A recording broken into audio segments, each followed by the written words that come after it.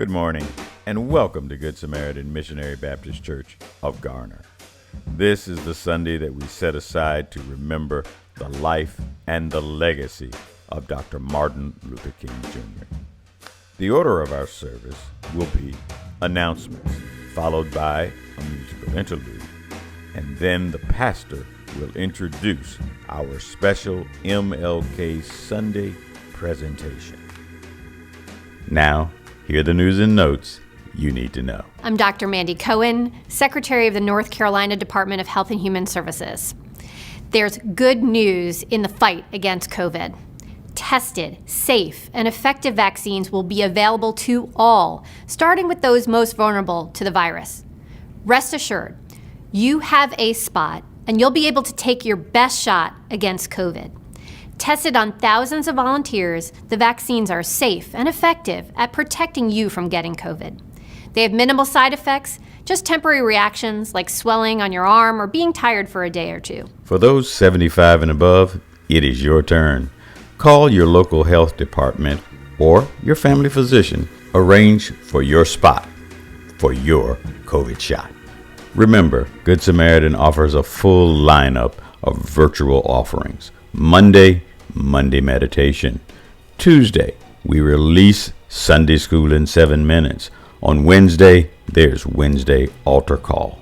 Thursday, we post the meditation for mind, body, and soul. On Saturday, we release the church bulletin, which keeps you up to date with all the happenings around Good Samaritan. And on Sunday, our sermon.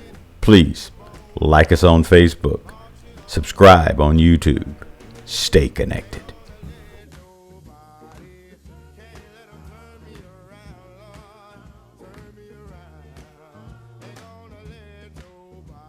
As church members continue to fight the good fight against COVID, please remember all of our sick and convalescing in your prayers and in your kind deeds.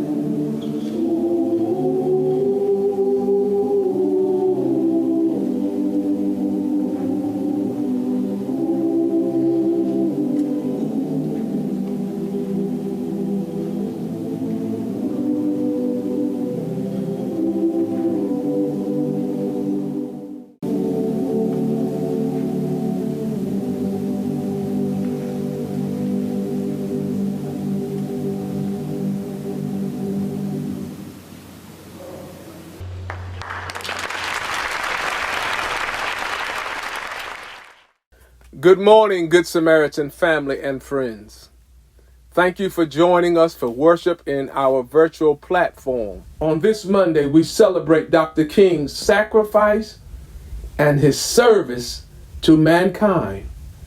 To many, Dr. King is most known for his iconic I Have a Dream speech, for his nonviolent philosophy, and for his struggle for decency and human rights for all people. But my brothers and sisters, there is more we need to know about this drum major, about this man, about this prophet. He was deeply concerned with the well-being and development of every individual. To strive to look beyond differences to discover human decency embedded in all God's children. In honor of Dr. King's life, his service, and his selfless spirit, we present to you this morning a speech he delivered in 1967 at the Barrett Junior High School in Philadelphia, Pennsylvania. I pray that you will be inspired and empowered by this speech, as was I.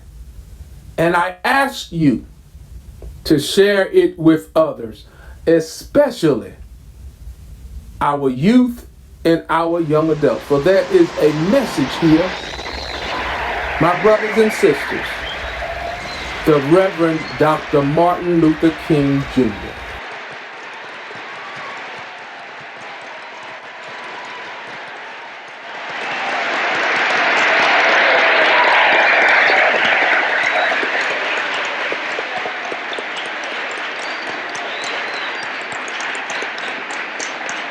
Thank you very kindly.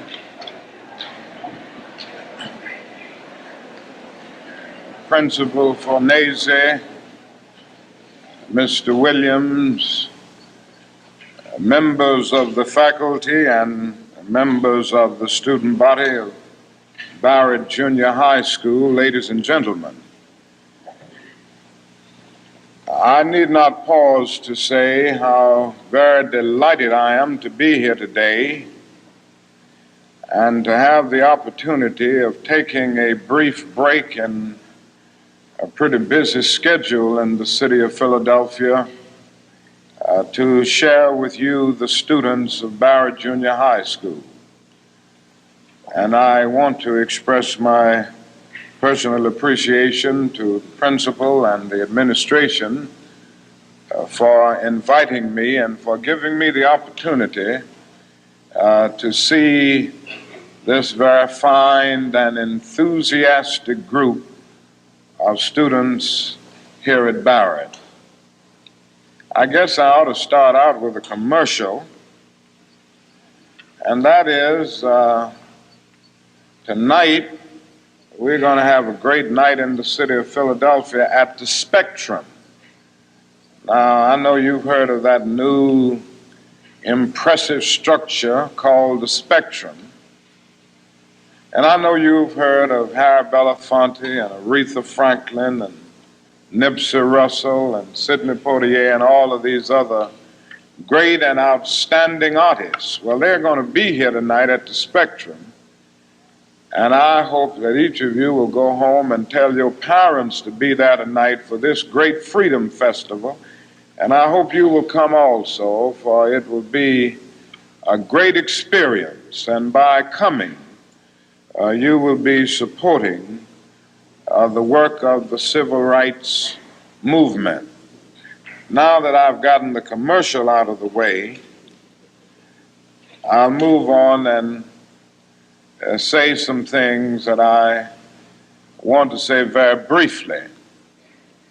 And I'm being very honest, I'm going to be brief because I have other engagements. I don't have a tradition of being brief all the time. You know, I'm a Baptist preacher, and we can talk a long time.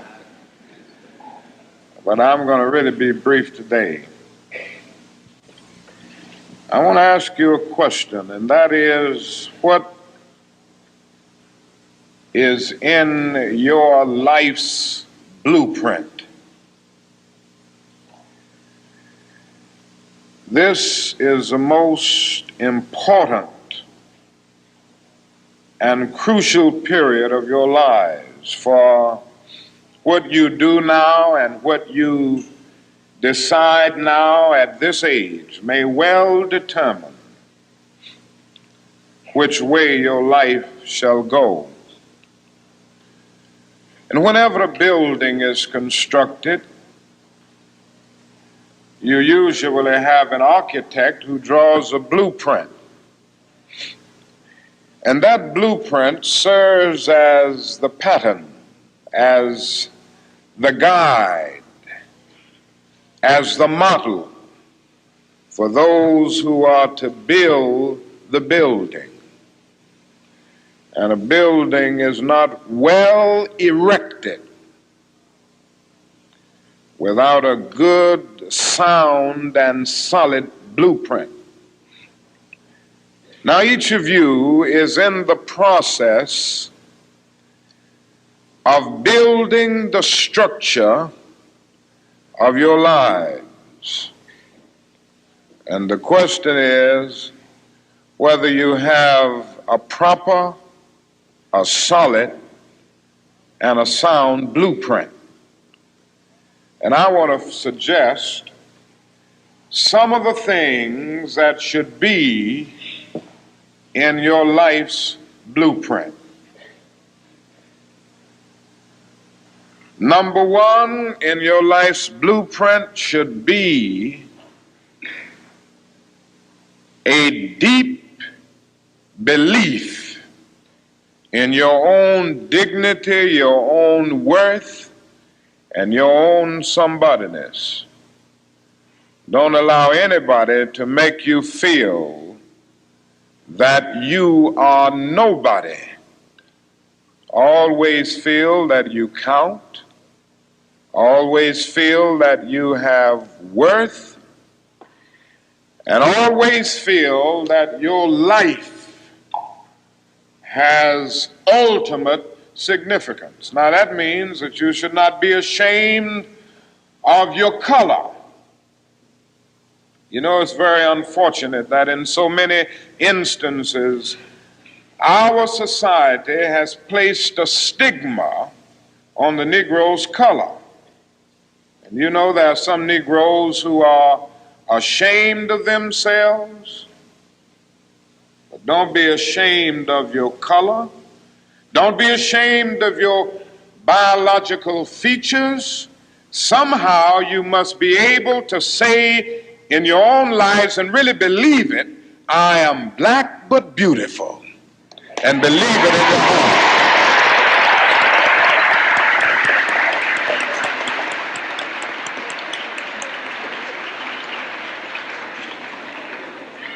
And therefore you need not be lured into purchasing cosmetics advertised to make you lighter.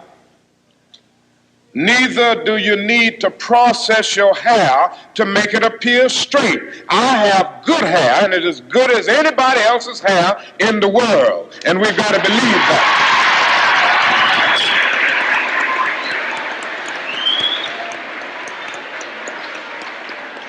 Now, in your life's blueprint, be sure that you have that a principle of somebodyness. Secondly,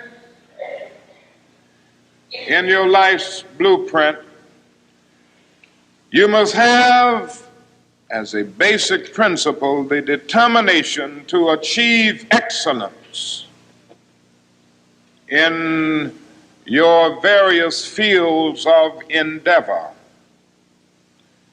You're going to be deciding as the days and the years unfold what you will do in life, what your life's work will be. And once you discover what it will be, set out to do it and to do it well. And I say to you, my young friends, that doors are opening to each of you. Doors of opportunity are opening to each of you that were not open to your mothers and to your fathers. And the great challenge facing you is to be ready to enter these doors as they open. Ralph Waldo Emerson, the great essayist, said in a lecture back in 1871 that if a man can write a better book or preach a better sermon or make a better mousetrap than his neighbor, even if he builds his house in the woods, the world will make a beaten path to his door. That hadn't always been true, but it will become increasingly true. And so I would urge you to study hard, to burn the midnight oil. I would say to you, don't drop out of school, and I understand all of the sociological reasons why we often drop out of school. But I urge you, in spite of your economic plight, in spite of the situation that you are forced to live so often with intolerable conditions, stay in school. And when you discover what you're going to be in life, set out to do it as if God Almighty called you at this particular moment in history to do it. And just don't set out to do a good Negro job, but do a good job that anybody could do. Don't set out to be just a good Negro doctor, a good Negro lawyer, a good Negro school teacher, a good Negro preacher, a good Negro barber, a beautician, a good Negro skilled laborer. For if you set out to do that, you have already flunked your matriculation exam for entrance into the University of Integration. Set out to do a good job and do that job so well that the living, the dead, or the unborn couldn't do it any better.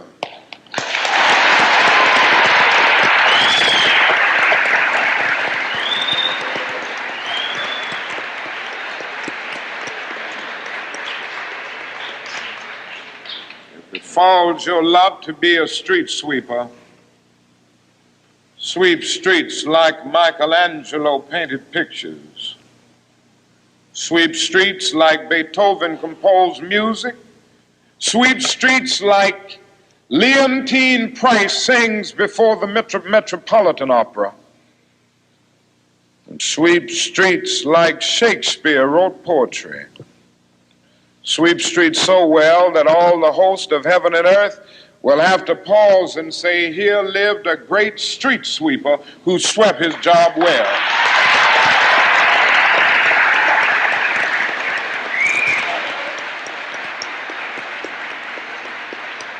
If you can't be a pine on the top of the hill, be a scrub in the valley. But be the best little scrub on the side of the rill. Be a bush if you can't be a tree. If you can't be a highway, just be a trail. If you can't be the sun, be a star. For it isn't by size that you win or you fail. Be the best of whatever you are.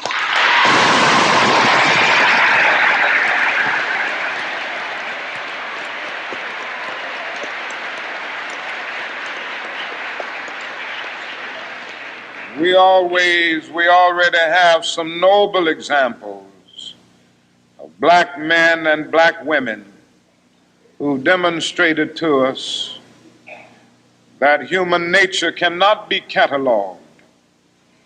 They in their own lives have walked through long and desolate nights of oppression, and yet they've risen up and plunged against cloud-filled nights of affliction, new and blazing stars of inspiration. And so from an old slave cabin of Virginia's hills, Booker T. Washington rose up to be one of America's great leaders. He lit a torch in Alabama, and darkness fled in that setting. Yes, you should know this because it's in your own city. From a poverty-stricken area of Philadelphia, Pennsylvania, Marian Anderson rose up to be the world's greatest contralto, so that a Toscanini could say that a voice like this comes only once in a century. And Sibelius of Finland could say, my roof is too low for such a voice, from the red hills of Gordon County, Georgia. And the arms of a mother who could neither read nor write, Roland Hayes rose up to be one of the world's great singers and carried his melodious voice into the palaces and mansions of kings and queens. From crippling circumstances, there came a George Washington Carver to carve for himself an imperishable niche in the annals of science. There was a star in the diplomatic sky, and then came Ralph Bunce, the grandson of a slave preacher, and he reached up and grabbed it and allowed it to shine in his life with all of its scintillating beauty. There was a star in the athletic sky. And then came Jackie Robinson in his day and Willie Mays in his day with their powerful bats and their calm spirits. Then came Jesse Owens with his fleet and dashing feet. Then came Joe Louis and Muhammad Ali with their educated fists. All of them came to tell us that we can be somebody, and to justify the conviction of the poet, fleecy locks and black complexion cannot forfeit nature's claim. Skin may differ, but affection dwells in black and white the same. And if I were so tall as to reach the pole, or to grasp the ocean at a span, I must be measured by my soul. The mind is the standard of the man. Finally,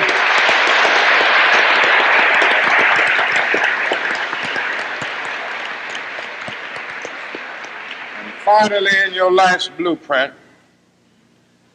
must be a commitment to the eternal principles of beauty, love, and justice.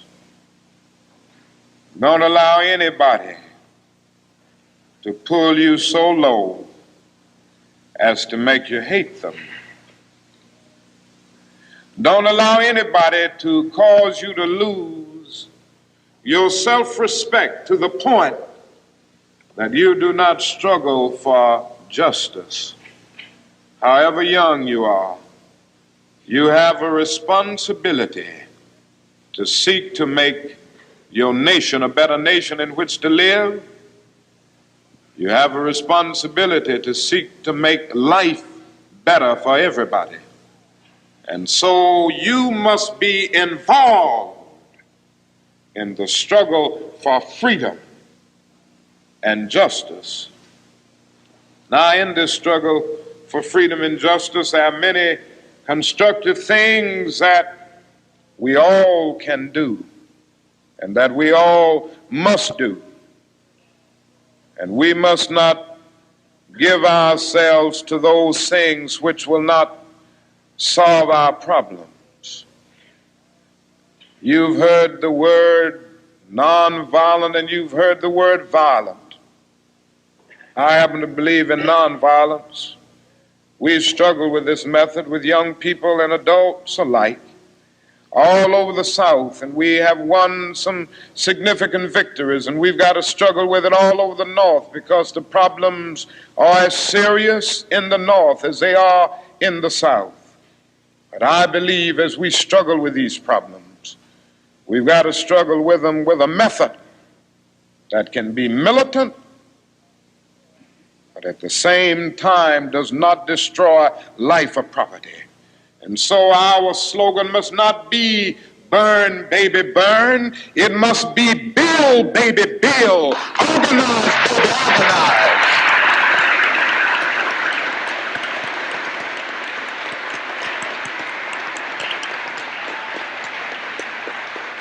Yes, our slogan must be learn, baby, learn, so that we can earn, baby, earn.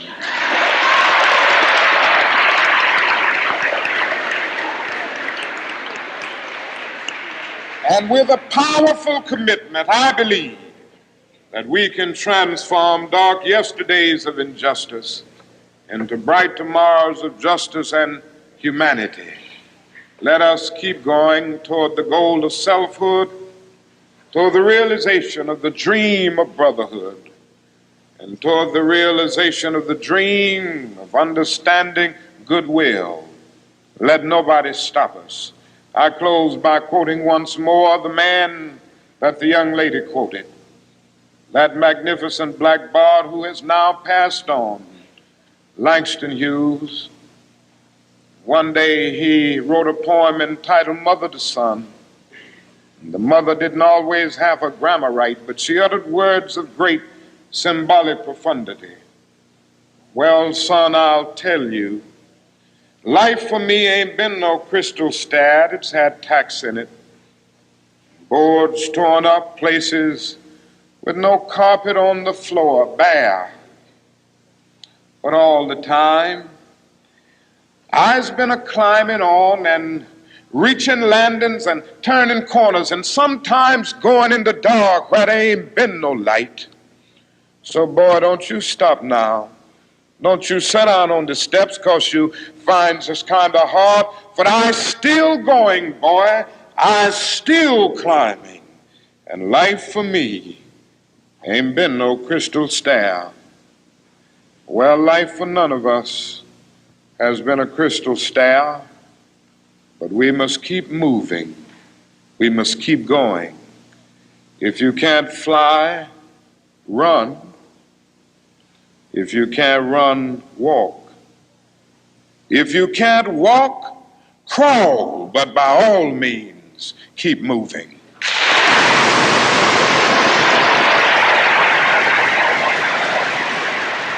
If you're interested in learning more about the saving grace of Jesus Christ or affiliating with this church, please contact us at the email address on the screen.